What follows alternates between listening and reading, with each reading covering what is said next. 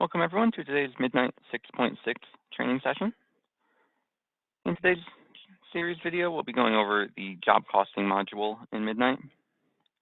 Specifically, we'll be looking at how to enter and edit job cost records through conventional areas within Midnight. Note that today's training will not include coverage for the shop floor module, which is a time in and out for clocking and jobbing tasks. So if you need to get a training on how to understand and utilize that, you'll need to look out for our external program integrations video, which covers specifically how to use and integrate ShopFloor with your day-to-day clocking activities. We'll also look at how to set up the employees to log into ShopFloor. We will just not demonstrate how to fully utilize it. We'll also take a look at a couple of areas that track into job costing, such as other expenses associated with the standard job costing reports. And finally, we will view our handful of job costing reports.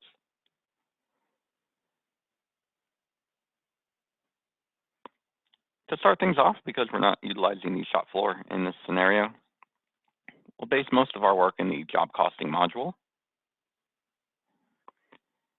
In here, you'll be brought to a screen in which you have the ability to search for any of your job cost records that have currently been added into the system. In this screen specifically, what we see is the list of tasks that users have logged time against, details about them, who did the work, how long the tasks were worked on, and when they were worked on. We can sort through our data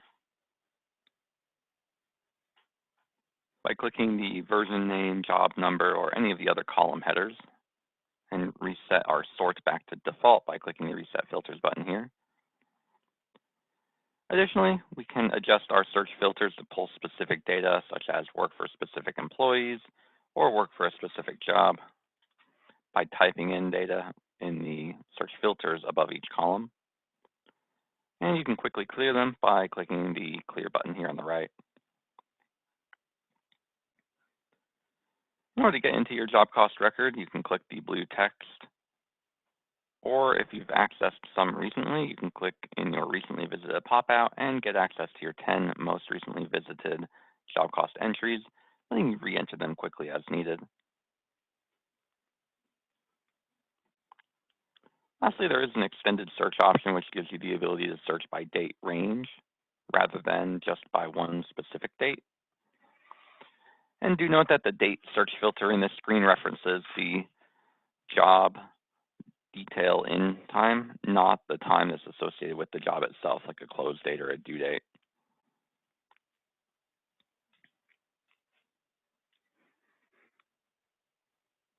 If you enter the Time Records tab, what we see in here instead of the job costing records is the clock in and out records of our employees. This screen doesn't show employees that are currently clocked in. However, it does show employees' times after they have clocked in and out, letting you know who has been in and out for the day, how long they were in for, when they got in and when they left, and also what shift and or time they may be part of.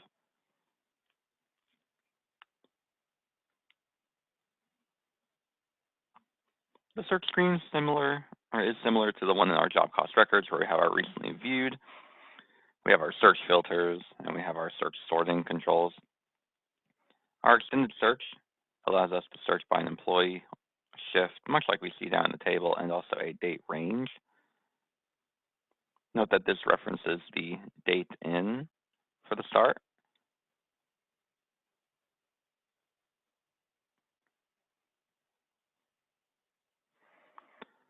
For our time entries, as we're in here, if we need to enter a new time in or a clock in entry for an employee, you have them or yourself click the New Time Record button here.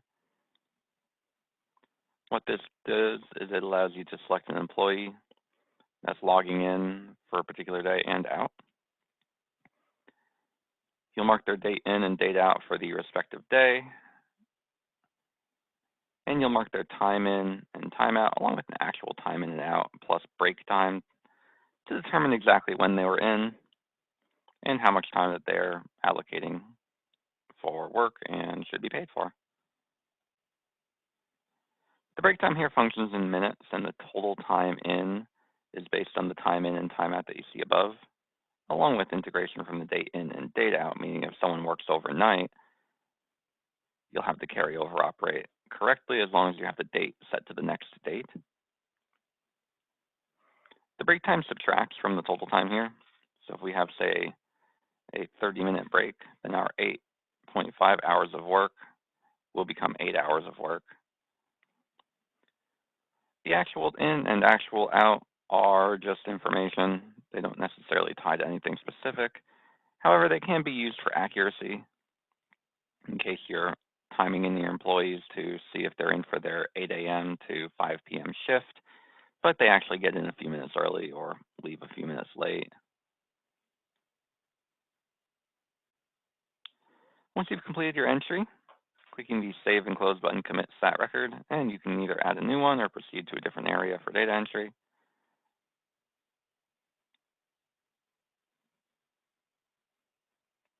In this case, we can go to one of our two Enter Service Time or Enter Production Time tabs.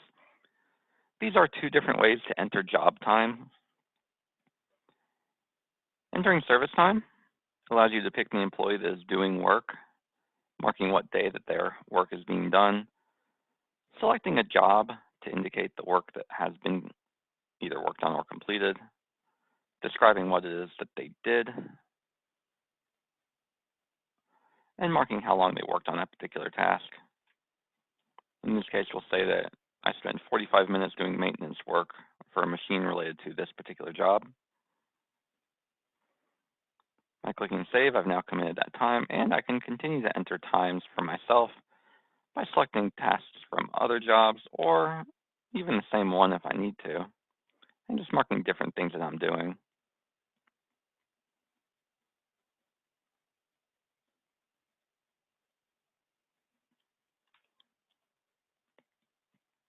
In this case, now I've got 1 hour worth of work through two different tasks. I can choose to add a note if I need to, and I can edit my row or delete it if I need to as well, by either clicking the Add Edit Note buttons here to give details, or by clicking the Edit Row to change my times.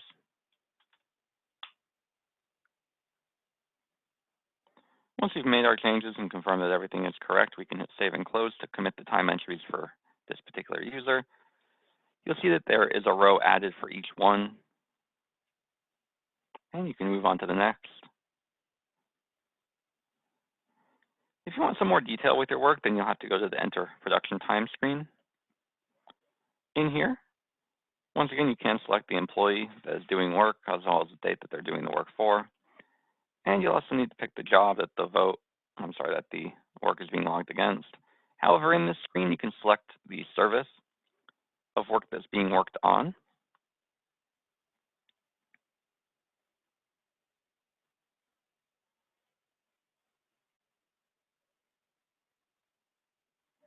In this case now, I've selected my service.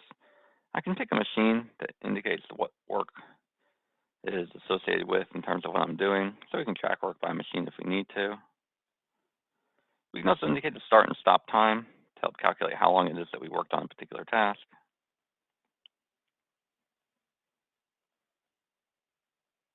In this case, I'll say I worked for 3 hours. My work is therefore in 180 minutes. I can also log the counts of work that I performed work on, such as updating my starting count from 0 to a starting count of, say, 18,000 pieces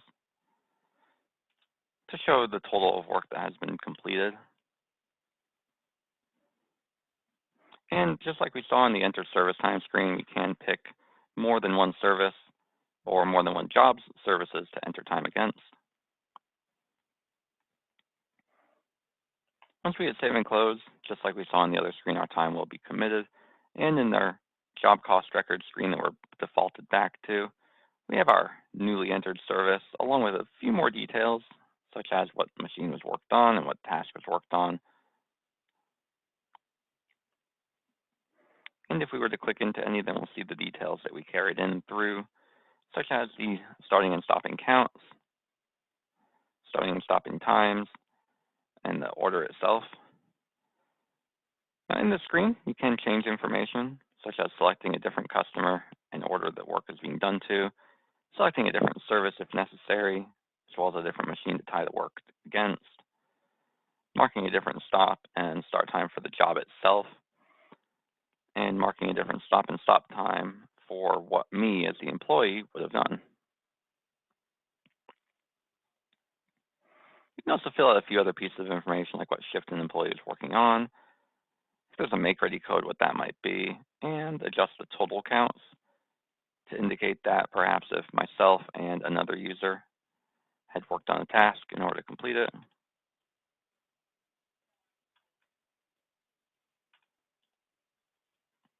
Oops.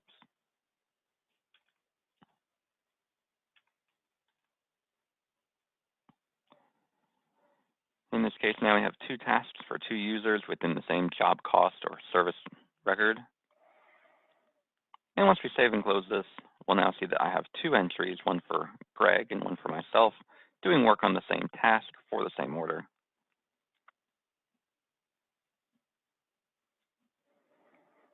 Now you do have other ways to log time in through midnight.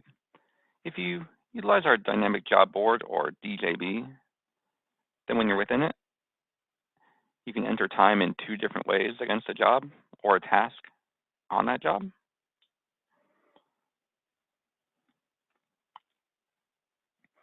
The first method allows you to click into the actual time in hours for a particular task.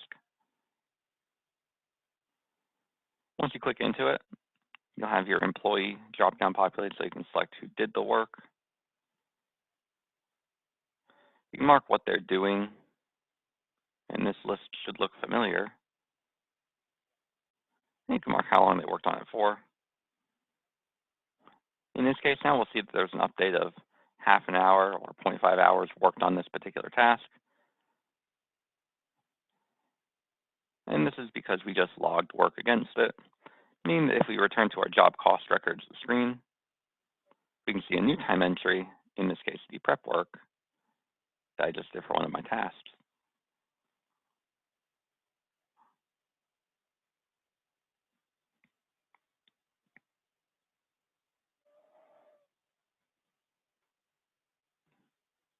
Nope, that is this one, I'm sorry, the printing work. This indicates that we've worked for 30 minutes, although we don't have a starting and stopping time. And that's because this mimics the method of time entry for the Interservice Time option that doesn't have the ability to pick a starting time. And that method of time entry can be great for your users that are, say, PC bound, or times that you just want to quickly add employees' times to your work list without defining exactly who did what for how long, just how much work was done, and they're just a minute count rather than the exact hour in and hour out.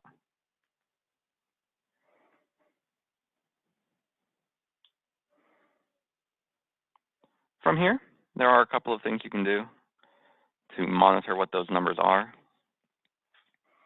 If we jump into an order, we can enter the job detail analysis report that is by default available to you within your orders.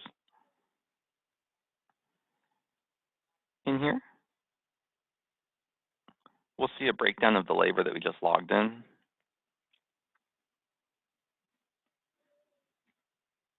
And if necessary, we can double back to the JB to add more time, or to the job cost module to add more time or edit what we already have here to make sure our numbers are accurate. In this case, we have a DLC, or direct labor cost, which sums together to give us our total DLC across all employees' work, which sums together as an expense, gets subtracted out of the revenue, and contributes towards identifying what the profit is for your job.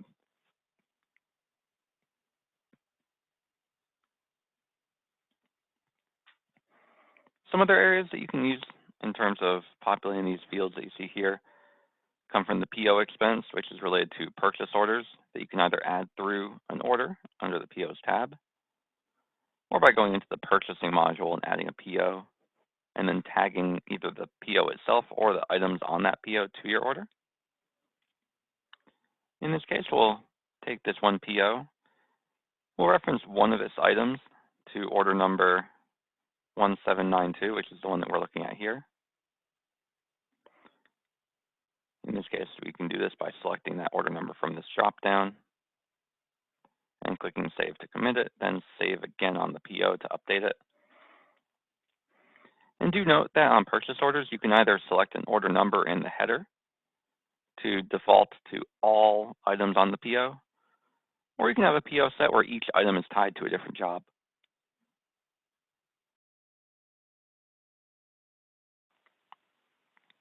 In this case now, as we save and close out and rerun this report, we'll see that we have a PO expense carried in of $150 because of that item on that PO. The inventory expense comes from any items that are marked on the order and their unit value. If you have a print calculator, then that item is going to automatically add itself. However, if you do need to select your item here, such as containers or packing materials, you can just pick your item and save your job. And once you've done this, we'll rerun our report to see. We'll have an inventory expense that comes from the one item we just added. It determines its total cost by the quantity needed times the unit value of the item itself. Summed together, we have our inventory expense here. And just like the PO and labor expenses, it's subtracted out from the profit to give us our bottom line. Click charges come from using our print calculator's digital presses on them at any point in time. If there are either color or black and white clicks, then those click rates will be summed together to give you a click charges expense. You also have a shipping expense, which comes from the order's shipping tab. In there, you'll see that there's a shipment tracking button. This button allows you to have a pop-up that lets you enter in your shipment information, such as the tracking number and ship method of your various goods, as well as the total cost that's associated with that shipment.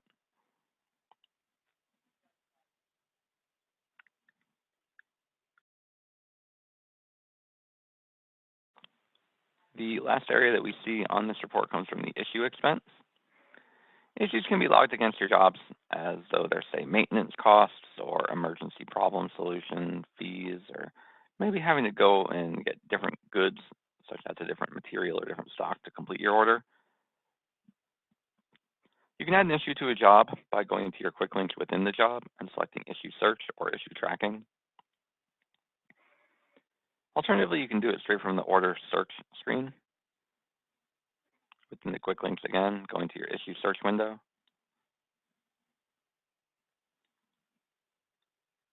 From here, you'll be able to add your issues by way of clicking the blue Enter Issues button.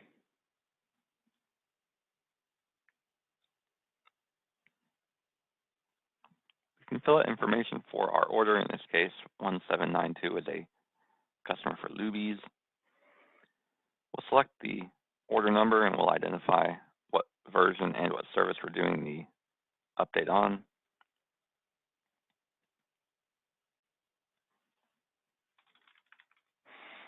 We can mark an issue cost or a credit amount that goes towards the client, but do note that the issue cost is what gets plugged into your job detail report, so make sure this is accurate. And finally, you can close your issues. That way when they're fully resolved and moved past, you don't need them cluttering your active list anymore.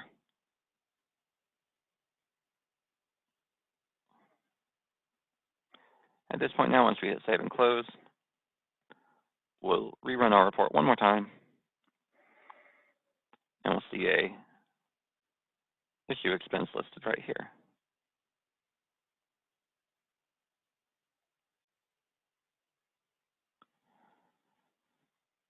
Now that covers pretty much everything for the entry methods. We do have a couple of other reports that we can use. Those other reports include the job costing report sub-list of job detail analysis, which lets you plug in an order number and get data back on that order. In this case, we'll select 1792 again, this time just from the list rather than entering the job. We can also enter the summary profitability reports, these of which will show information more or less summarized They allow you to see rows of order information and the profitability that comes from them.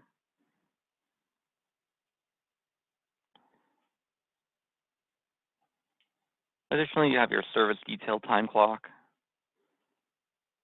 which shows the individual labor that was done by each employee over a particular date range.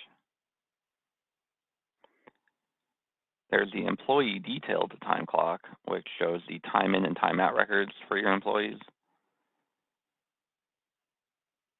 And finally, the employee timesheet report, which allows you to see a breakdown of what your employees' work was, how much time was in and out for their general salary or hourly payments, and a count of how many hours were considered standard versus standard versus overtime.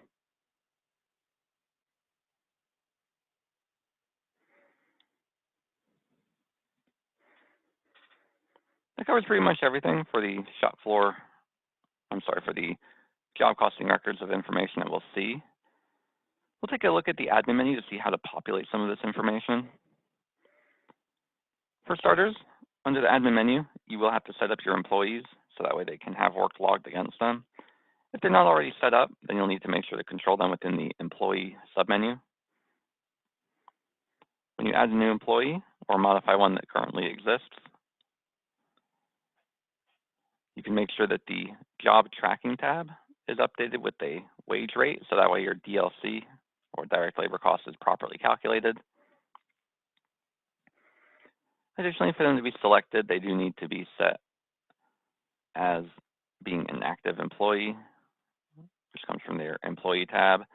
And they also need to have a department and shift selected, so that way they have a shift that they can be given work against. The shifts themselves can be defined in the admin menu's shift submenu.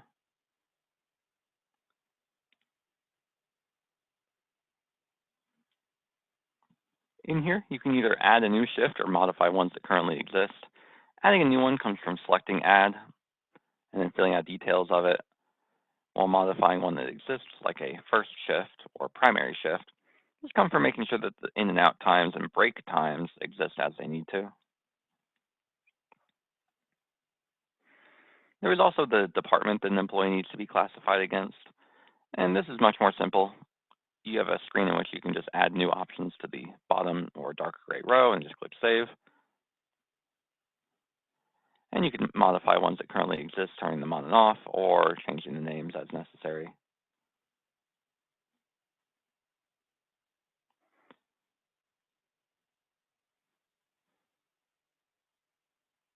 For our other information related to issues, that comes from this Issues subcontrol, where you can fill in different issue statuses and types, such as the status or urgency of that particular issue, and what it might be related to, such as a materials issue or machine issue. You'll also have a reason code that you can plug in. For your issues, when you mark something as resolved, you'll be asked or expected to provide a reason as to why it was solved, and this is the list of where you plug in those choices if you're not entering something into the comments box by hand.